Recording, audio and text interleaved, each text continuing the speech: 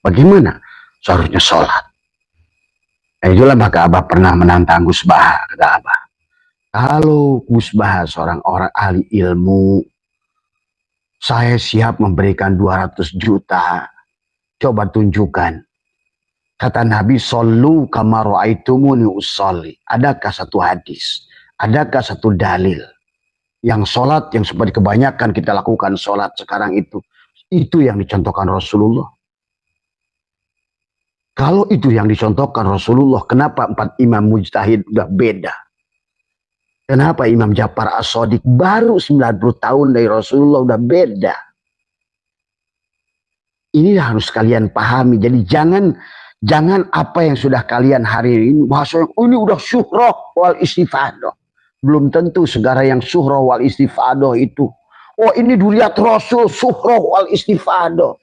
Buktinya dicek genetika bukan. Dicek filologi bukan. Dicek ini bukan. Dan disinilah tidak semua khobar itu benar. Dan disinilah kebenaran Al-Quran. Manusia harus diulang. Makanya tadi jangan punya anggapan mati sekali hidup sekali. Tadi semua.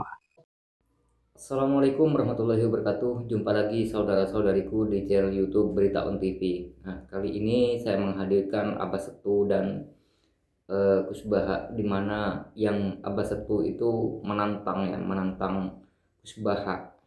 Bahkan Abah Sepuh akan memberi hadiah sebanyak 200 juta kepada Gus Baha ya.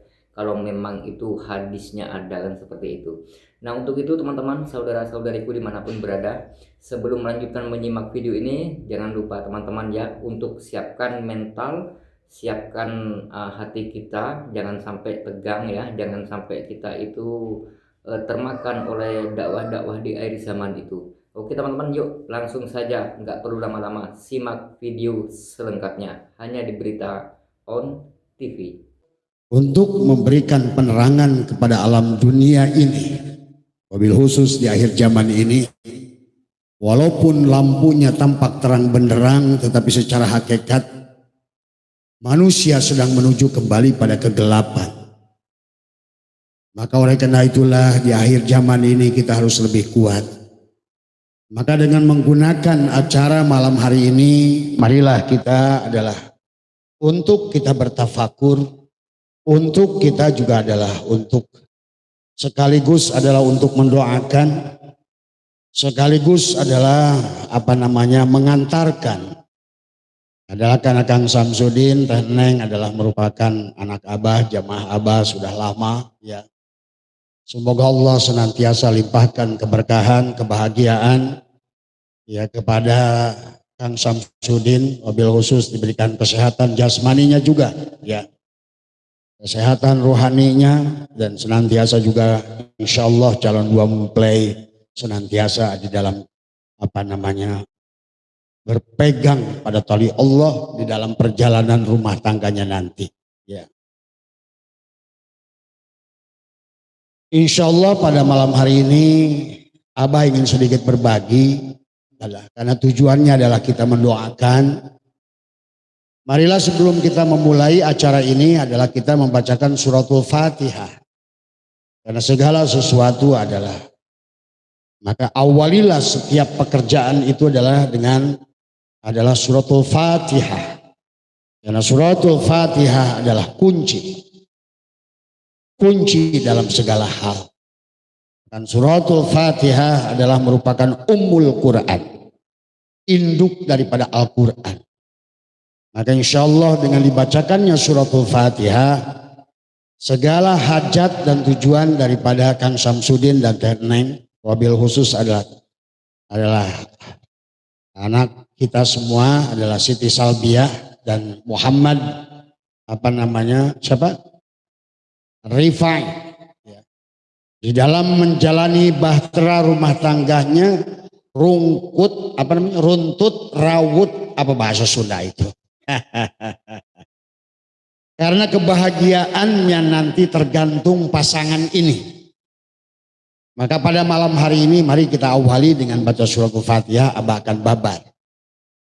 Jadi ala kulli Nabi Mustafa Syahid Muhammadin sallallahu alaihi wasallam. Al-Fatihah. A'udzubillahi minasyaitonirrajim. Bismillahirrahmanirrahim. Alhamdulillahirabbil alamin arrahmanirrahim maliki yaumiddin. Iyyaka na'budu wa iyyaka nasta'in ihdinas siratal mustaqim.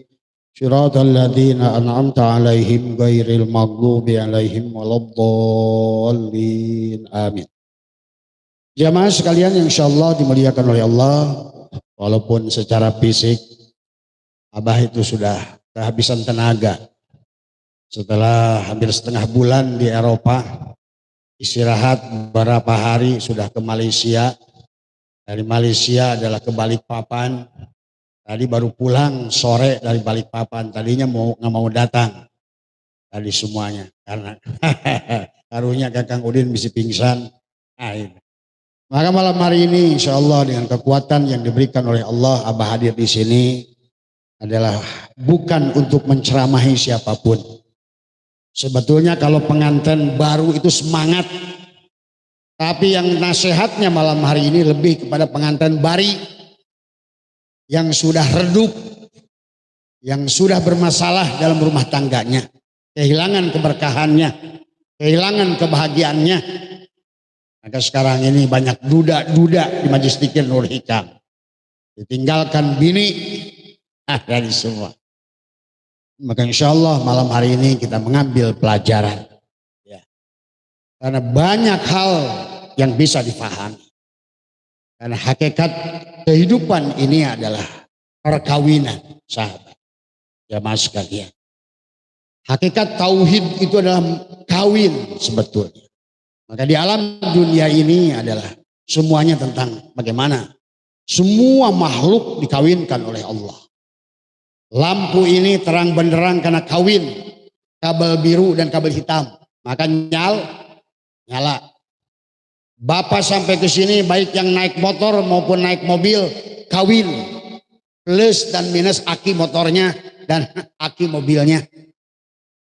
Bapak juga sampai sini dan ibu-ibu karena kawin, jasad dan ruhnya. Kalau jasad doang mayit yang ke sini.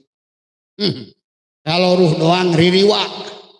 Berarti sampai ke sini karena kawin. Semuanya. Demikian pula nasi yang barusan dimakan hasil kawin.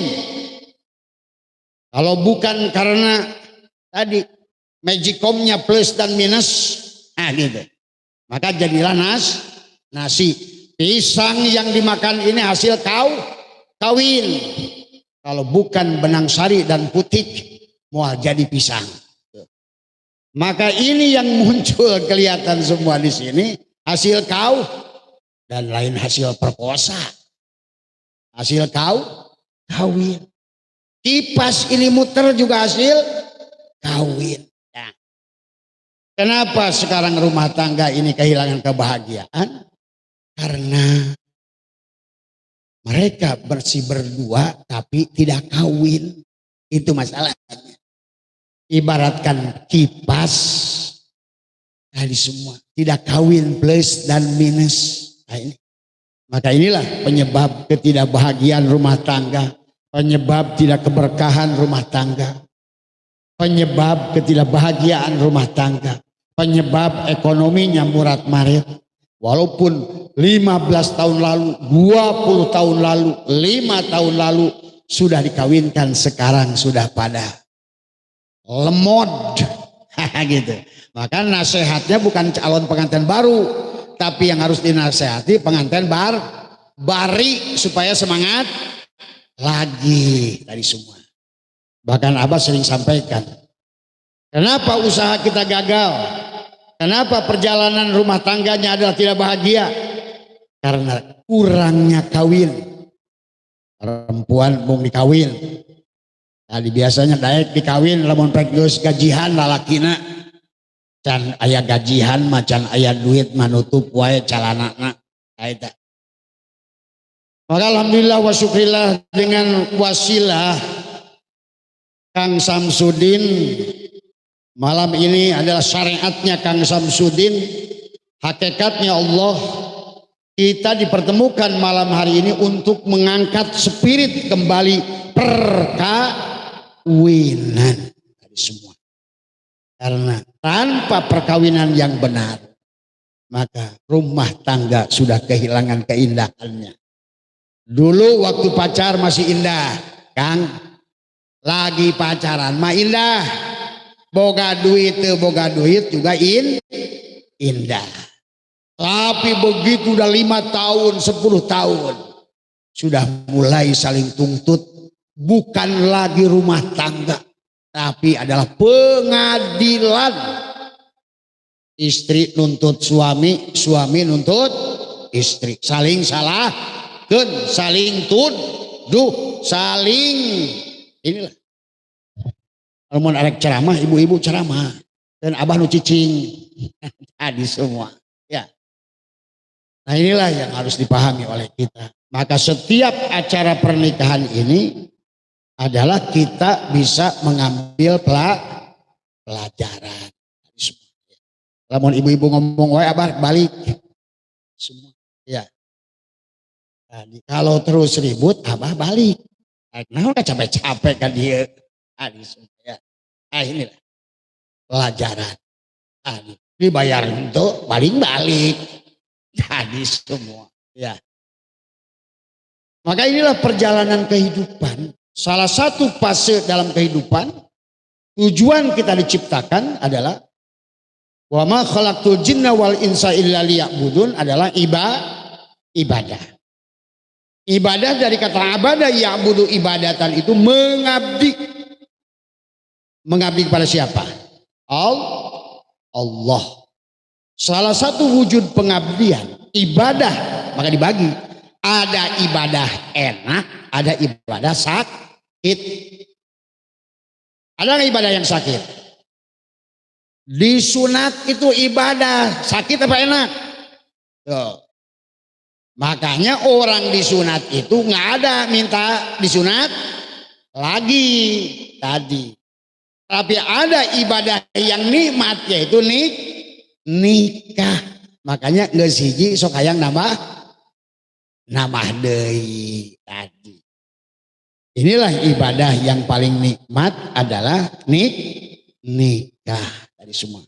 Bahkan tong jelema sok bangkong aclong nu hiji ngagandong. Lihat capung tadi semua. Capung terbang ke dadang berdua. Ini laki-laki sama perempuan, yang satu janda lama banget. Yang satu duda lama banget tadi semua. Elehku capung, elehku kodok, sok musim hujan. Musim hujan kodok kawin, capung kawin, terus cak-cak kawin. Ayam, saya setiap keluar rumah itu ayam jago udah tereng, juk. Baru beres 15 menit. Kejar lagi yang satu lagi, tereng. Tadi semua kawin. Maka kawin adalah suatu ibadah yang adalah diwajibkan. Maka dalam hukum nikah, apa hukum nikah? Hukum nikah apa, Pak? Pak, hukum nikah apa? Wajib apa sunnah? Kata siapa? Dalam sebuah hadis baginda Nabi bersabda, an-nikahu sunnati. Nikah itu sunnahku. Waman rogiba an sunnati falaisa minni. Tapi sunnah di situ bukan sunnah menurut hukum fikih. Dalam hukum fikih tahtaril ahkamul khamsah ada 5. Ada wajib, ada sunnah, ada haram, ada makruh, ada mubah, ada 5 hukum. Tapi an-nikahu sunnati bukan berarti sunnah yang dalam fikih. Dan dalam bahasa fikih mah kalau wajib dikerjakan dapat pahala, ditinggalkan dapat dosa. Sunnah kalau dikerjakan dapat pahala, ditinggalkan tidak apa-apa. Itu bahasa fikih. Kalau mubah dikerjakan dan nggak dikerjakan sama saja. Haram kalau dikerjakan dapat dosa, kalau dihindari dapat pahala. Itu hukum fikih. Di dalam hukum nikah, dalam kitab Fathul Mu'in dibagi 5 tingkatan. Sesuai dengan tadi tahtarihil ahkamul khamsah. Ada nikah yang sifatnya wajib.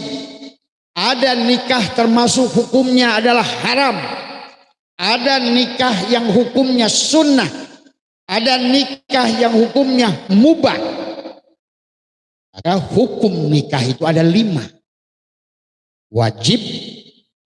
Kalau kaitan dengan nadar. Saya kalau seandainya diangkat jadi direktur, mau kawin, nah itu nadar. Itu adalah nikah nadar wajib. Ada lagi hukum nikah adalah sunnah. Di antaranya untuk mengurangi adalah menurunkan hawa nafsu. Karena laki mah kan biasa nafsunya gede gitu. Maka untuk menurunkan syahwat laki-laki itu maka diciptakan oleh Allah pasangan. Nah inilah maka dalam hukum nikah itu ada 5. Tetapi sunnah di situ bukan berarti adalah hukum dalam fikih an-nikahu sunnati. Sama dalam Al-Quran, tilka sunnatullah. Sesungguhnya ini sunnatullah. Di situ sunnatullah adalah perbuatan Allah, af'al Allah. Tilka sunnatullah. Tadi semua kata Nabi, an-nikahu sunnati. Sunnah di situ adalah nikah itu salah satu perbuatan. Maka ada nikah makruh nanti.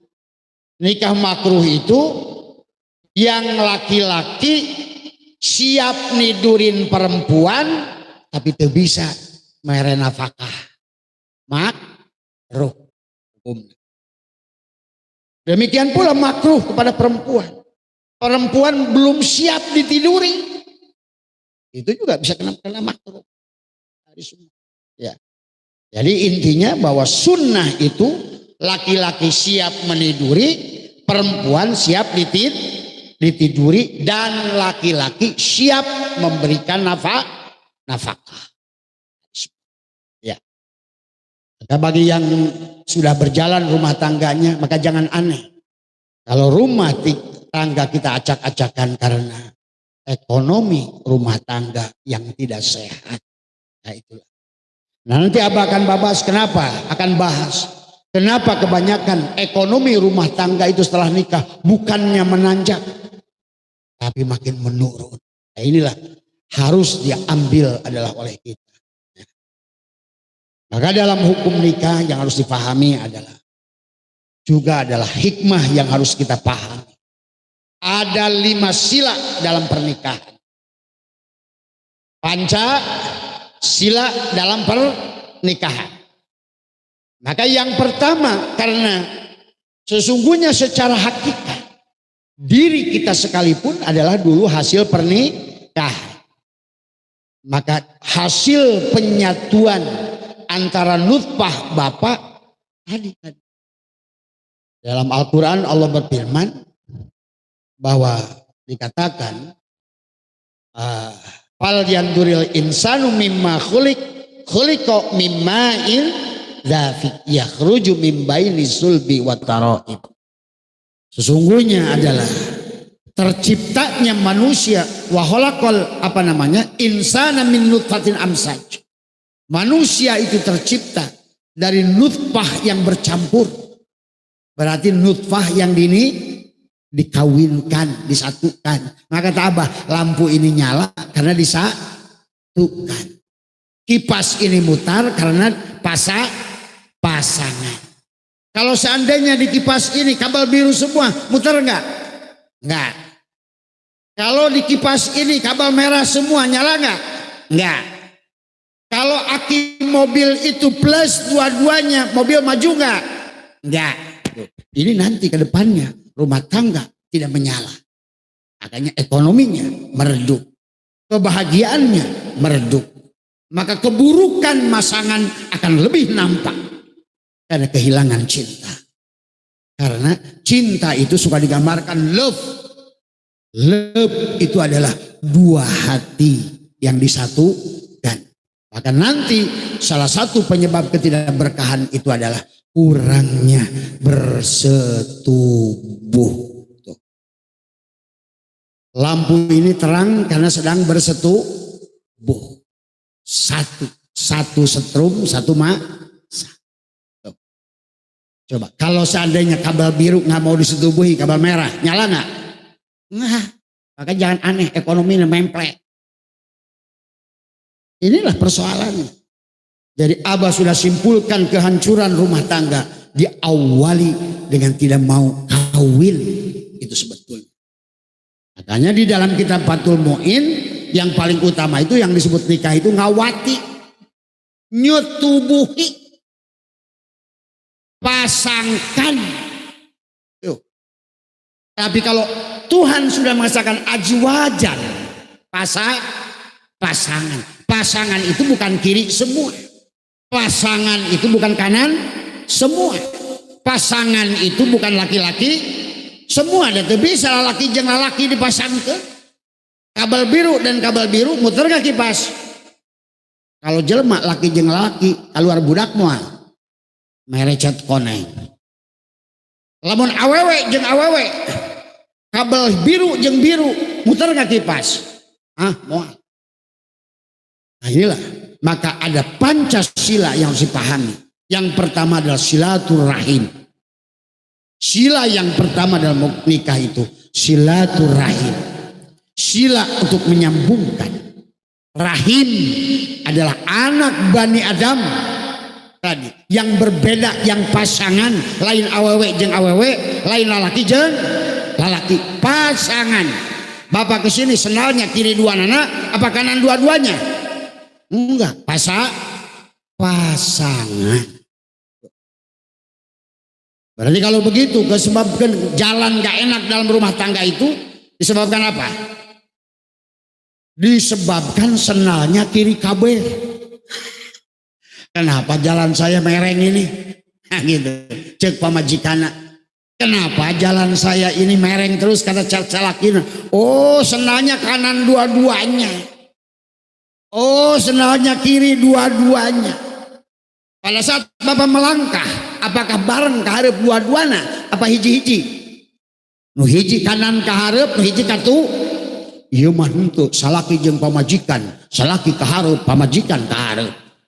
Oh, diadu terus. Coba kalau seandainya plus dan plus, minus jeung minus, maka mobil nggak jalan, motor nggak jalan, lampu nggak jalan, sound system nggak bunyi, rumah tangga pun begitu. Maka Allah berfirman Bismillahirrahmanirrahim, wa min ayatihi an khalaqalakum min anfusikum ajwajan. Allah bicara ajwajan, pasangan. Hei lalaki lamun sia jadi plus, awewe kudu jadi minus. Lamun plus dua nana. Lamun ibaratkan dalam rumah tangga itu nahoda dua nana, lalakina nahoda, lalakina awewe nahoda. Cek kata laki-lakinya, ini kapal kita majukan ke kanan. Cek awewe teu bisa. Ke kiri, cek aing kiri. Nah, inilah awal kehancuran rumah tangga. Maka setiap manusia harus mengerti tugasnya masing-masing. Itulah ar-rijalu qawwamuna 'alan nisa, kudu nama plus pemimpin ke minus. Setrum pemimpin buat masa. Karena kalau setrum dua-duanya kipas nggak jalan, setrum dua-duanya lampu nggak nyala, setrum dua-duanya mik mual disada, setrum dua-duanya rumah tangga kandas. Tadi semuanya. Akhirnya anu lalaki neangan will wanita impian lain. Cek manehna lobang aing teu bisa kepake, aing neangan lobang. Nah, itu masalah. Mulailah ambang kehancuran rumah tangga. Cek pamajikan sarua aing neangan pil. pria, impian lain. Maka konsep dalam rumah tangga Abah sudah paham semuanya. Maka sila yang pertama, silaturahim, sadarkan tujuan kita adalah menyambungkan tali rahim. Tadi semakan tadi, fal yanduril insanu mimma khuliqa mimma indafiq yakhruju min baini sulbi wa taraib. Dari nutfah bapak, kemudian adalah dari dada ibu, air susu ibu yang dikawinkan tadi. Ya. Ajwajan, pasangan, dari semua yang harus dipahami. Sila yang kedua, silaturahim. Setelah silaturahim, plus jeung minus membuat sebuah kesepakatan. A suka sama teteh, suka. Apanya yang suka dari teteh? Cantiknya kah? Mancungnya kah? Hidungnya kah? Demplonnya kah? Atau ahlaknya? Nah, ini. Ya. Maka lelaki jangan gegabah cari pasangan, perempuan juga jangan gegabah cari pasangan. Ya. Tadi semua. Itulah yang disebut silatul wa'di, janji. Maka kemarin gimana tuh Abah di Kalimantan? Wah, saya ini udah sehidup semati sama dia. Tahu-tahu suami saya meninggal, Bah. Sekarang saya boleh kawin lagi nggak? Lu kata lu sehidup semati. Makanya nggak usah lebay. Nggak usah lebay. Biasa saja dalam pernikahan itu. Ya. Nanti pada saat dia kawin ya paeh ya kawin deui. Tadi semua. Ini kan kadang-kadang suka lebay. Aku cinta padamu. Aku kau mati, aku pun ikut mati. Baru salakina paeh saminggu. Terus kebred keluar ke pasar. Nah, itu tadi semua. Ya.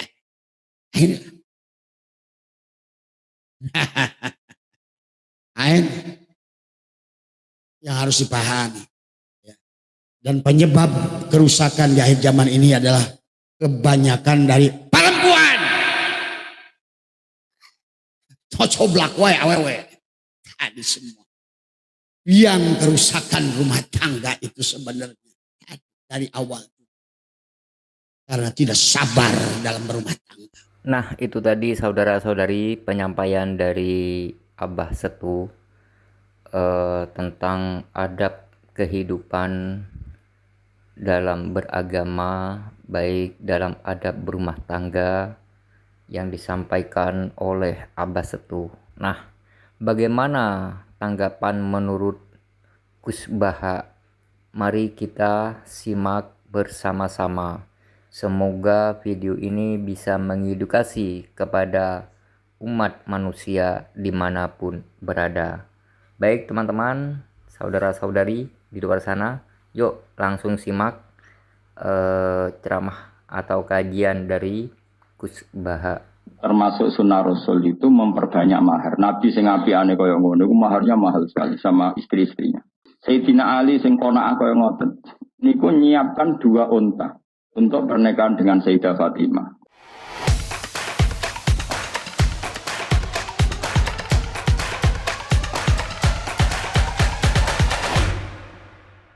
Mulane bayangane Quran nek wis rabi sing ora di dhuwit terus dhuwit mahar kena urip pirang-pirang tahun.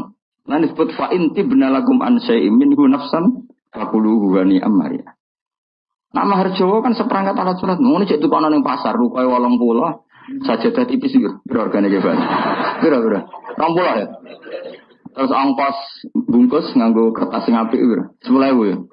Berarti piro kabeh? 110.000. Lonte regane piro? Iku sak dekan ambek iku selawase. Mulane ora barokah. Nek kaya santri Jawa ora barokah. Umar pidato begitu. Ya kira-kira gampangannya terjemahannya. Faqomat imro'atun min hunna. Di antara perempuan yang mendengarkan itu protes. Ya Umar, laisa dzaka ilaika. Sama siapa letaknya? Laisa dzaka ilaika. Wa qad qala ta'ala wa ataitum ihdahunna qintaran. Qintaran itu mal sing la hasralah. La adadalah. Umar, keputusan seperti itu tidak wilayah kamu. Allah yang Tuhan saja membayangkan wa ataitum ihdahunna qintaran, dan kamu memberi istri-istri kamu itu qintaran, harta enggak terhitung. Ora iso mbok batesi. 1 juta cek kurang akeh, cek Fortuner, cek Alfa pesak. Qintaran itu harta yang enggak Itu. Allah saja bayangkan mahar boleh kamu memberikan istri kamu itu orang sakwaladina orang Jawa sak uang. Nah aku saya lagi golek dalil seperangkat alat apa? Ora iso dalil ana hadis gak Gus walau khotaman min hadidin. Iku ora sido peristiwa iku ora sido. Itu ana wong fakir, ketemu wong fakir ceritane iku. Sing fakir wedok iku mau bayar elek kurang sopan darah pokoknya ya Rasulullah saya ini perempuan yang enggak ada yang nanggung jika engkau punya minat ke saya wahabtul laka nafsi saya memberikan diri saya untuk kamu. Nah, ketika Nabi kelihatan enggak tertarik terus ono bocah elek iku kue barang rugen barang ngono Nabi nak jenengan boten minta trafik keluar ampun. Karena Nabi saiki tak bedakane kan loro. Iki jawaban nek kepen dadi wong saleh. Wong sugih rabi ku seneng gak entuk wong melarat. Gak seneng kan kok gak level. Wong melarat rabi ku golek wong sing rumah apa sing nambahi melarate aku takon. Maka wong fakir ajane haram rabi, mergo hak rabi wong sugih elek-eleki keluarga. Rabi, wong melarat, wong rabi ku pengen ana sing rumah kok malah ketemu wong melarat. Wong fakir ora entuk nggon ning bab nikah. Nah ini pangeran Rahman lalai bayi rabi, tapi ini cara hukum, maksudnya orang cara tekir, nyatanya do rabi aneh, ini cara hukum. Mulanya Nabi ngendikan hukum rabi pertama, manis tato amikumul ba'ata, baliyata jawab, dia nak mampu biayai bojo lagi oleh rabi. Jadi harabimu aslinya haram kabeh, mulanya jadi ini kan orang baru kan. Mereka dimulai sangkone kat nama, sangkone apa? Tapi Allah wabian delalah jo. Terus juga, tapi secara fikih memang rabi kamu semua ini insya Allah haram. Orang lebu manis tato amin kumul, gak ada valiyata sewa. Nah sama rasa protes, nah kok baru kagus, nah itu api aneh pangeran, ngono lah ya rabi biye, nama. Nah maka bayangan Arab, mulanya ayat ini kefuat, nak diwaca ning Jawa itu wong ra paham. Mergo Allah bayangno, wa in aradtum mustibdala zawjim maka na zawji wa ataitum ihdahunna qintaran fala ta'khudhu minhu syai'a. Jika kamu menghendaki nikah perempuan selambangannya. Kemudian kamu ingin menceraikan istri itu yang sudah kamu nikah, maka jangan ambil sama sekali apa yang sudah kamu berikan. Allah oleh bayang yang kamu sudah kamu berikan itu apa? Wa ataitum ihdahunna qintaran. Buka idunya sak waladina sak aki-aki. Lah nek ning Jawa ora ngarah ditarik kembali, seperangkat alat salat tau dikeloni 5 tahun. Bentuke kaya apa? Jadi ora usah dilarang pangeran, wis ra bakal ono sing narik kembali ngono maksudnya.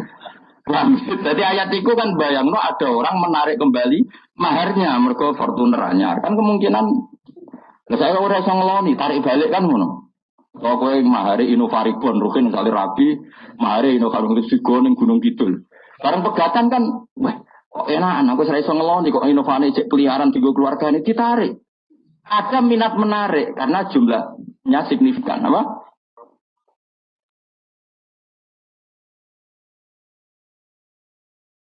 Makanya Allah wa ataitum ihdahunna, nah, berhubung jumlahnya signifikan tertarik mengambil, wong ora iso ngeloni kan dipegat.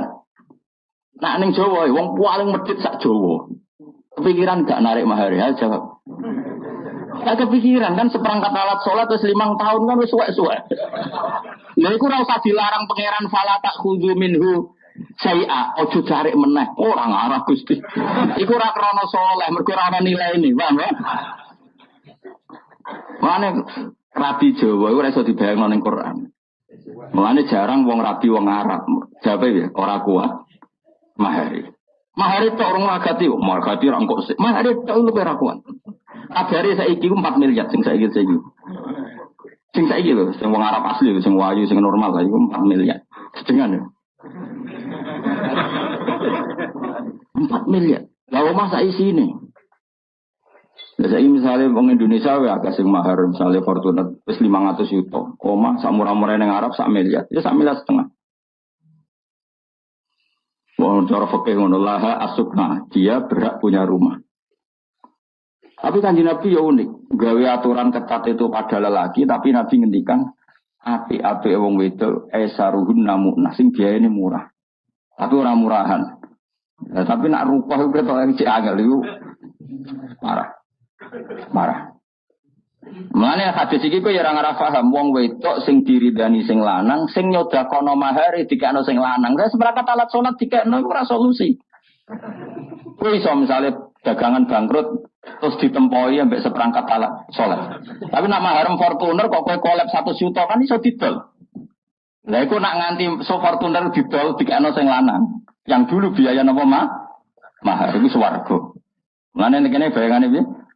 Wanita ahli swarga adalah sing mensedekahkan maharnya dikasihkan jaminan. Yo kira-kira mahar seperangkat alat salat apa Fortuner. Kira-kira wae sing nggone hadis iki. Fortuner. Tapi dia coba bantah aku, Gus Ba, zaman Nabi Rono Fortuner. Wes sauni-unimu lah. Mus kadung goblok terus pokoke sauni. Saya udah goblok bareng-bareng. Kiai ini ya goblok, muridnya ya Pak. Goblok. Goblok itu ya apik. Napa apik wis kersane pangeran. Rumah samu ke goblok kersane sapa. Mulane kula ngenyek goblok ora niat ngenyek, Kang. Goblok ku ya kersane pangeran. Namno dadi tawadukmu ya iso swarga. Kowe pinter dadi ana sombongmu mari neraka. Jadi sawai kayak goblok yang bus warga. Sebenarnya kalau protes, Gusti goblok bus warga. Oleh ridho bek goblok ya Allah. Akhirnya melebuni warga lewat jalur ridho bek kodok kotor. Kok ketemu aku nih warga. Lah itu selanjutnya bus warga aku wong alim. Jadi kok ketemu sisi tok jalur alim, sisi tok ridho bek kodok kotor. Lain semoga besok menjadi rodi itu billahi robba wa bil islami dina. Makanya beda ya adat kita dengan Quran itu kadang jauh sekali. Jadi termasuk sunnah Rasul itu memperbanyak mahar. Nabi sing apiane kaya ngono iku maharnya mahal sekali sama istri-istrinya. Sayyidina Ali sing qanaah kaya ngoten niku nyiapkan 2 unta untuk pernikahan dengan Sayyidah Fatimah. Dan unta itu bayangannya ya didol terus dibelikan emas. Jadi hitung wae nak masyhur niku hadis-hadis sahih. Sing akhire unta niku disembelih Sayyid Hamzah ketika beliau ngalami mabuk, yang zaman itu mabuk belum diharamkan dalam Islam. Saya hitung wae, sementing dihitung mawon. Kalau unta 2, saya unta berapa? Kira-kira 30 juta. 30 sapi 20 juta, 30 juta anak loro rak wis 60 juta. Itu dipersiapkan Ali mau dijual untuk beli emas. Padahal Sayyidina Ali terkenal qanaah, istrinya Sayyidah Fatimah juga terkenal qanaah. Itu nilainya, keinginan beliau masih seperti itu. Jadi gak terlintas seperangkat alat apa? Tapi waktu ada buas nih. Tapi lu era barokah nah ini peringatan. Siapa sing seneng aku? Lu era barokah menah itu kawin mahare nganggo rupiah, nganggo tanggal lahir, jaluk bahasa Arab. Wah itu sabar barokah. Mergo ngel-ngelo kiai ini latihan bahasa Arab. Wong kiai ini ilmu pas-pasan kok bahasa Arab no 1900 piro? 70 loro kan sesuai kelahiran. Kulo mati bosen ditakoki tiyang kon bahasa Arab no niku. Tak takoki lha kena apa badhe nikahno tiyang terus. Nak basa Jawa isit.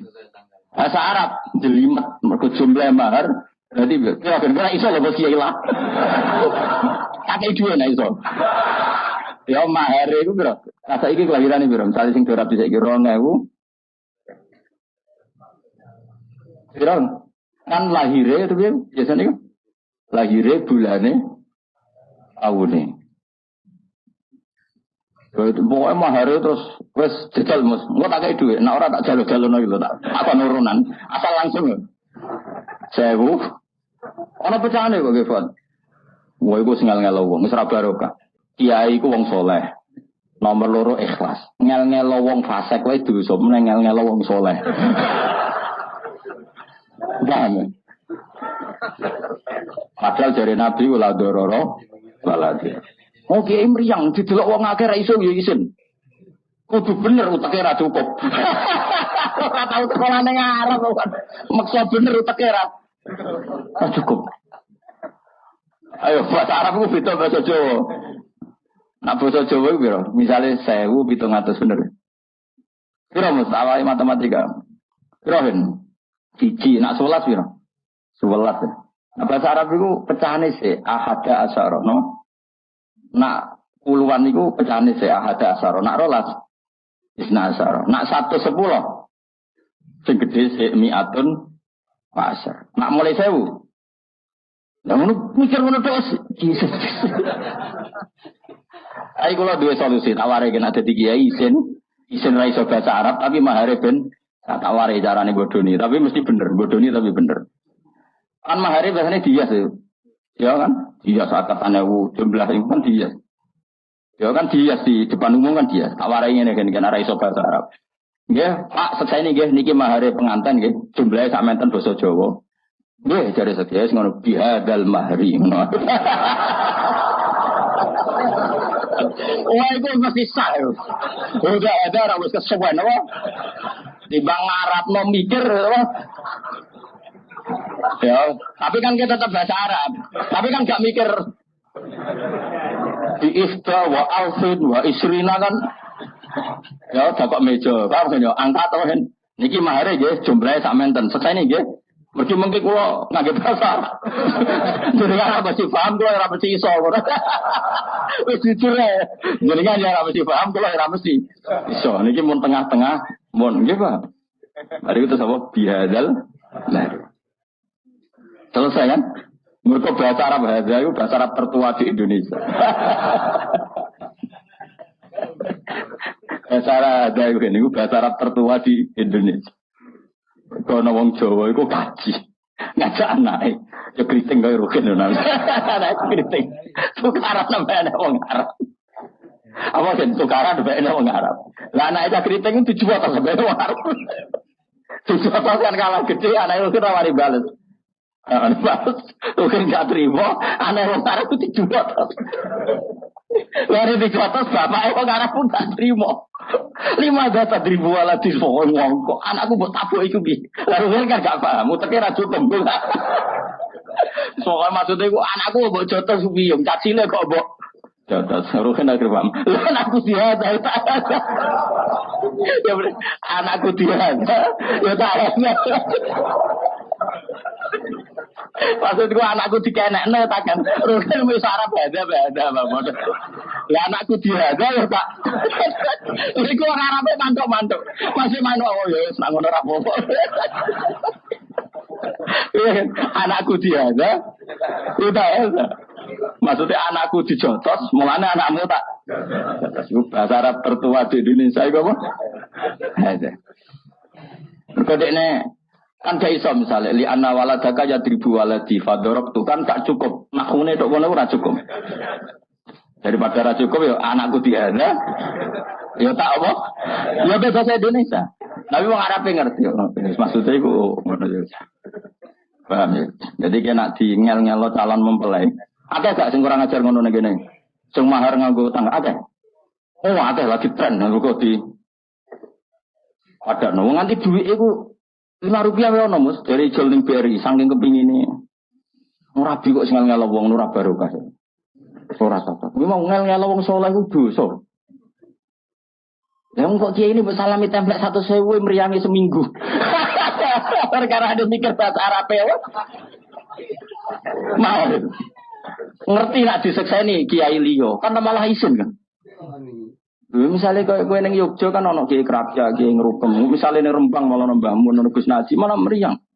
Kan gak wani, kiai sepuh kan biasanya bagian donga, sing ngakatno kan sing nom. Mari meriang wae. Lha iku hadza wae apa? Hadza wae. Di mahri hadza. Halan. Engko nak ngandene tak kok ono jumlah. Oh tak dudono. Kowe nak hadza mesti bener ya, apa? Ya, mergo bahasa Arab tertua napa? Bahasa Arab tertua di Indonesia. Lah anakku dihada ya tak. Waduh ning Indonesia. Tapi kalau suwone mulai saiki sing nom-nom rabi ya minimal 1 juta lah. 2 juta, sing fakir ya 1 juta lah. Sing suka 10 juta. Pokoknya sing kira-kira pantes utawa keceluk wa ataitum ihdahunna kintaran. Kintaran itu harta yang enggak terhitung. Ya pantes saya 10 juta. 10 juta semua kena dihitung gampang kok. Diadai sing ora rapi. Jadi kersane sak kresek. Nah, mbok hitung sak bungkus kan ana tulisane 10 juta. Lah coba lah kena dihitung adai ning kresek sing gak rapi. Oh, sampe lagi.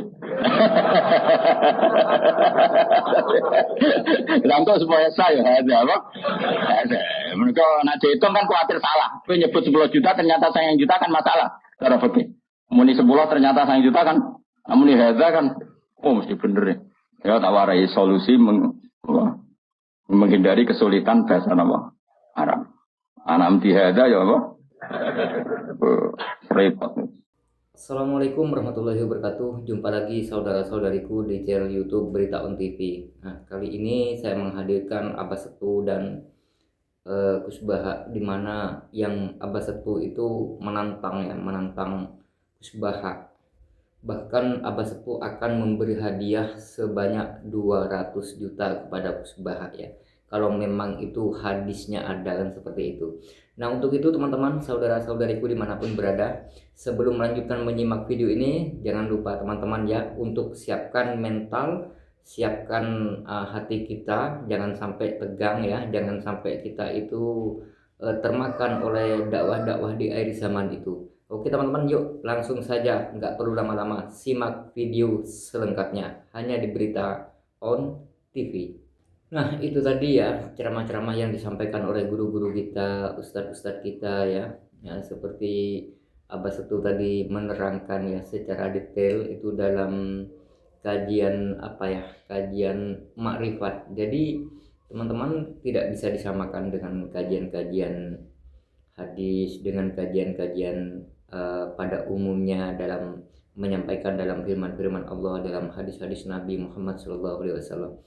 Jadi kajian makrifat itu ya hanya dipahami oleh orang seperti kajian tasawuf atau kajian filsafat. Nah, selain itu kalau orang yang seperti kajian-kajian Kusbaha misalkan, itu golongan orang tasawuf ya sulit memahami karena tasawuf itu adalah tingkat tinggi teman-teman ya. Jadi kajian makrifat itu dia itu ilmunya sudah tinggi, sudah sudah luas gitu teman-teman. Jadi beda ya kajian tasawuf dengan kajian-kajian pada umumnya seperti ahli sunnah wal jamaah ya misalkan ya. Jadi sangat beda. Jadi kajian tasawuf itu banyak orang itu kontroversi teman-teman ya. Karena kebanyakan kajian tasawuf itu kan mirip dengan filsafat. Jadi lebih ke alam gitu, lebih ke alam. Ya, beda dengan kajian-kajian kayak Ustadz Abdul Somad, Kusbaha dan ustadz-ustadz lainnya ya, yang kajian-kajian kitab kuning atau tauhid atau kitab-kitab adidul awam, itu beda banget ya teman-teman ya. Jadi bukan ke alam tapi ke hadis gitu ya, apa yang disabdakan oleh Rasulullah SAW dan apa yang difirmankan Allah Subhanahu wa taala, seperti itulah. Jadi memang beda ya teman-teman ya. Jadi beda.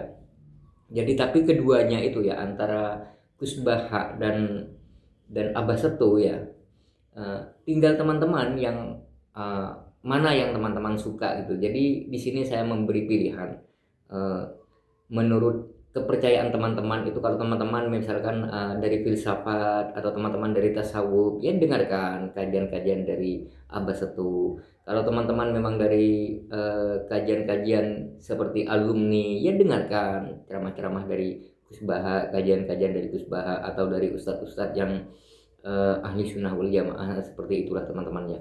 Jadi di sini semoga Berita On TV itu bisa memberi edukasi kepada masyarakat luas ya. Semoga kajian di akhir zaman itu sudah banyak yang mabuk agama teman-teman. Jadi kajian-kajian di akhir zaman itu banyak orang yang mabuk agama, perang dalil ya kan. Seharusnya kalau menurut saya pribadi teman-teman ya, dalam kajian Islam itu seharusnya kita itu menyampaikan dakwah kajian sebaik-baiknya umat manusia ya. Kita itu tidak boleh menyinggol orang lain. Nah, itu sebaik-baiknya dakwahnya. Jadi nggak usah menyebut si A, nggak perlu menyebut si B, tidak usah membeda-bedakan si A, membedakan si B gitu. Contoh misalkan kita itu beda agama, beda aliran, beda pandangan, beda rasa, beda makanan, beda minuman, beda kulit, beda bangsa, beda negeri. Tapi seharusnya kita itu selalu bersatu ya, menjaga alam semesta ini. Jadi kita tuh tidak perlu berebutan benar, tidak perlu ingin menjadi yang terbaik, ingin menjadi yang paling paham tentang agama tentang kepercayaan, tentang aliran atau tentang apa saja. Marilah kita diskusi secara baik ya kan, dan tidak perlu diperdebatkan teman-teman. Nggak perlu, karena apa? Di hadapan Allah semuanya itu sama. Yang membedakan tuh hanya keimanan kita. Tapi kalau dalam dakwah kita, dalam kajian kita, menyinggol orang lain atau merendahkan orang lain, menyanjung dirinya sendiri, saya rasa itu luarnya itu sudah rusak. Nah, kalau luarnya sudah rusak, dalamnya tentunya ada yang rusak. Gitu ya teman-teman. Karena rusaknya luar itu tergantung rusaknya dalam. Jadi kalau dalamnya rusak, bicaranya ngelantur ke sana ke sini, nggak enak kalau nggak menyebut orang lain, tidak enak kalau tidak merendahkan orang lain, ya, tidak enak kalau tidak membenarkan dirinya sendiri. Nah, itulah teman-teman ya. Kalau dalam hati itu ada yang rusak seperti itu. Jadi untuk itu saudara-saudari dimanapun berada, kita mari banyak mengumpulkan ilmu dari pendakwah-pendakwah, ada dari guru-guru kita. Kalau misalkan penyampaiannya itu bagus, baik, kita simpan dalam hati. Kalau memang penyampaiannya itu sekiranya itu mengadu domba, tidak usah didengarkan. Jadi gampang sekali ya teman-teman ya. Jadi kita itu hidup di akhir zaman itu ya, sudah disampaikan oleh Nabi Muhammad SAW. Tidak akan terjadi hari kiamat sebelum umat muslim itu saling bentrok atau perang Islam atau perang saudara. Perang saudara itu tidak perlu pakai sajam ya, nggak perlu pakai senjata. Sekarang ini di dunia maya kan banyak tuh kiai menjelek-jelekan ini, Habib menjelek-jelekan kiai, kiai menjelek-jelekan Habib. Nah, seperti itulah. Jadi kebanyakan orang di akhir zaman itu tidak sibuk mengurus dirinya sendiri, tapi kebanyakan mengurus kehidupan orang lain, ya kan? Bahkan ya, yang dibahas tentang Habib Ba'alwi, nyampe sekarang belum clear teman-teman ya. Jadi untuk apa kita ngurus-ngurus kehidupan orang lain? Mau si A mau keturunan Nabi kek, mau bukan kek, kan bukan urusan kita, ya kan? Toh kita misalkan saya mengaku sebagai keturunan Nabi. Bukankah Rasulullah SAW sudah menyampaikan, kelak di akhir zaman banyak dari bagian umatku yang mengaku-ngaku sebagai keturunanku. Nah, hukumannya apa? Dari umat yang mengaku-ngaku sebagai keturunanku, katanya Rasulullah, maka dia sudah mengambil kedudukannya sebagai orang kafir. Nah, gitu teman-teman ya. Jadi kalau kita mengaku sebagai keturunan Nabi, walaupun keturunan Nabi sekalian, itu bukan berarti orang itu yang keturunan Rasulullah langsung, itu bukan berarti orang itu dijamin masuk surga, tidak teman-teman ya. Jadi di hadapan Allah itu semuanya sama. Bahkan Rasulullah SAW berlindung kepada Allah, ya Allah lindungilah hamba dari azab kubur dan siksa neraka. Nah, apalagi cuma keturunannya ya kan, hanya mengklaim dirinya misalkan keturunan Nabi, terus dijamin masuk surga. Oh tidak teman-teman ya. Di dalam Al-Quran tidak ada ya, di hadis manapun tidak ada yang seperti itu. Jadi untuk itu saudara-saudari tidak perlu kita itu mengungkit-ungkit Habib. Tujuan saya seperti itulah. Jangan sampai kita itu menjelek-jelekan para Habib ya, menjelek-jelekan habaib. Itu kan urusannya dia masing-masing. Jadi urusan kita sebagai umat Nabi, apa yang diwajibkan oleh Allah Subhanahu wa taala dan apa yang dilarang oleh Allah Subhanahu wa taala, itulah yang wajib kita laksanakan setiap saat. Misalkan contoh yang wajib kita kan sholat. Kalau kita itu mencari aibnya orang lain kan tidak ada kewajiban dalam kita. Nah itulah kebodohan orang di akhir zaman. Na'udzubillah min dzalik. Jadi saudara-saudari dimanapun berada, marilah kita hidup lebih cerdas lagi ya. Karena apa? Kok saya menganjurkan hidup yang lebih cerdas? Karena sekarang apa? Dunia ini sudah dipenuhi dengan kecerdasan buatan, ya kan? Seperti AI, ya kan? Bisa mencuci otak kita. Nah, kalau kita tidak bisa mengendalikan hidup di zaman modern seperti ini, maka kita itu kehilangan arah, teman-teman ya. Bagaikan kita itu hidup di atas laut yang kapalnya terombang-ambing karena mesinnya mati. Nah, makna mesinnya mati itu otak kita itu tidak berfungsi. Karena apa? Mau begini mengandalkan Android, mau gini mengandalkan Android, bahkan ngaji saja Android. Nah, makanya banyak ulama yang menyampaikan kelak di akhir zaman Al-Quran akan hilang tulisannya. Nah, maknanya itu yang belum disampaikan. Nah, Al-Quran itu sebenarnya tidak hilang tulisannya teman-teman. sekarang ini ya, kalau teman-teman melihat Al-Quran masih ada kan tulisannya, tapi ini sudah tanda-tanda hari kiamat. Karena yang disebut Al-Quran hilang tulisannya itu bukan berarti tulisannya hilang, teman-teman ya. Al-Quran yang disebut Al-Quran hilang tulisannya itu ya, banyak orang yang sudah tidak mengaji menggunakan Al-Quran. Jadi orang itu dengan mudah mengaji lewat aplikasi, lewat Android ya kan. Nah, kalau orang itu mengaji nggak pakai Al-Quran kan nggak berbutuh kan nggak apa-apa teman-teman ya. Nah, seperti itulah. Jadi banyak ngaji di media, makanya sekarang itu sudah dekat banget ya, jero akhir zaman tanda kiamat itu sudah diperjelaskan. Mulai akhir-akhir ini kan sudah itu ya. Sudah banyak kan bencana di mana-mana, kerusakan di mana-mana, perang nyampe sekarang. Itulah bagian dari tanda akhir zaman, teman-teman. Tanda-tanda hari kiamat semakin dekat. Coba kita bayangkan bagaimana kalau perang nuklir sampai terjadi. Apakah tidak rusak bumi ini? Nah, maka dari itu saudara-saudariku, Berita On TV hadir untuk mengajak saudara-saudari dimanapun berada. Marilah kita berdoa. Semoga negara-negara yang terdampak perang, semoga segera mendapatkan solusi, semoga cepat damai ya. Kasihan dengan rakyat-rakyat yang tidak ngerti apa-apa, yang rakyat-rakyat kecil yang tidak bersalah ya kan, tumbang bertumbangan kan seperti itu. Nah, untuk itu saudara-saudari, marilah kita berdoa, Allahumma bsud alaina min barakatikah wa rahmatikah wa fadlikah wa rizkikah bi syafaati Nabi Muhammad sallallahu alaihi wasallam. Semoga negara-negara yang terdampak perang semoga cepat damai. Semoga negara-negara yang krisis semoga segera pulih ekonominya, dan semoga saudara-saudara yang belum mendapatkan hidayah semoga diberi hidayah oleh Allah Subhanahu wa taala. Al-Fatihah. Allahumma shalli ala sayyidina Muhammad wa ala ali sayyidina Muhammad. Sampai jumpa lagi saudara-saudariku di channel berikutnya hanya di Berita On TV. Dan saya akhiri sampai di sini dulu. Assalamualaikum warahmatullahi wabarakatuh.